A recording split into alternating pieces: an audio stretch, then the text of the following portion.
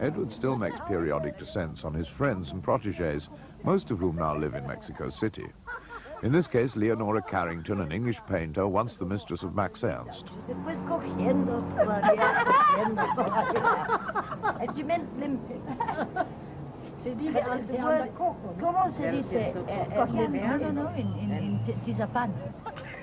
They never let you end in anthropology. No, naturally. You turn into carbon. Se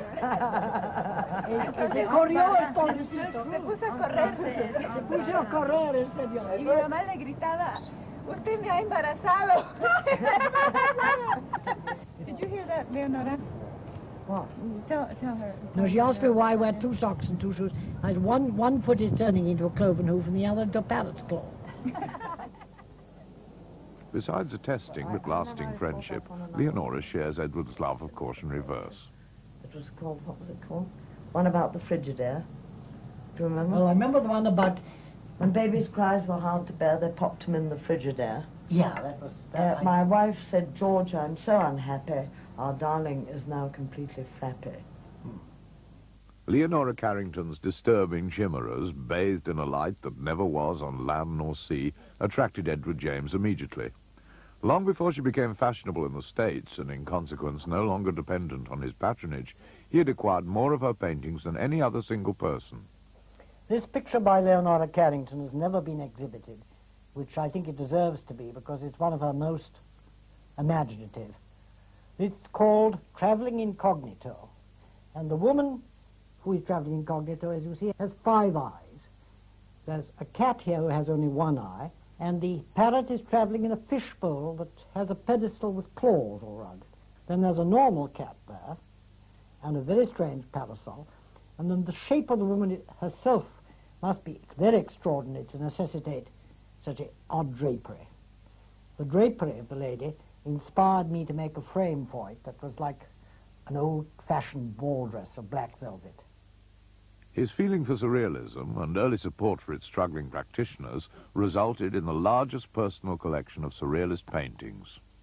I had no intention at all of making a collection. I just happened to know a lot of young, talented painters who, most of them were broke, because young artists, when they begin, have no following. They need money very much. So I began just buying paintings from them so as they could make a living and so they could continue their careers. I never bought pictures from indifferent or bad artists, at least none that I thought were bad, just to help them, because I don't think a bad artist should be encouraged. But there were real people of talent, like Cherichev, who really didn't know at the time where his next meal was coming, and I bought pictures from him, and Dali, who was doing all right, but he was not known. I went to his house in Spain and bought pictures from him when he was comparatively unknown. And Magritte was very poor at the time I first met him, too. He came and stayed with me in London all one summer and did the panels there. I only bought a few Picassos because Picasso was already established and he didn't need financial help. But I became a great friend of his. But I had no intention of making a collection. And I started being very surprised when I heard about the Edward James collection. I said, what, am I a collector? I didn't know that. In fact, Edward valued the company of artists like Magritte as much as their work. This picture, painted while staying in Edward's London house, is one of Magritte's 3 psychologically apt portraits of Edward James himself. With Dali, however, a long friendship turned sour after their final business deal. At the end of the 1930s, I had a contract with Salvador Dali to buy everything he painted for 1 year. Well, unfortunately, all the pictures remained in his studio until the outbreak of war. Finally, the pictures were sent by the packers to Bordeaux, where they were seized by the Germans. And I only got 2 back. This was one of them. It was on a train leaving Paris among the last loot, and the train was stopped, and the loot that the Nazis were taking out of France was taken off it. And it had a bullet hole in it, which has been so well repaired I can't see any signs of it.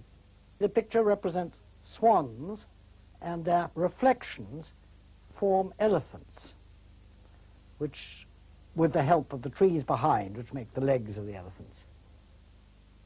In 1964, he gave away the vast majority of his collection, together with Westdean House, its contents, and most of the estate, and created the Edward James Foundation.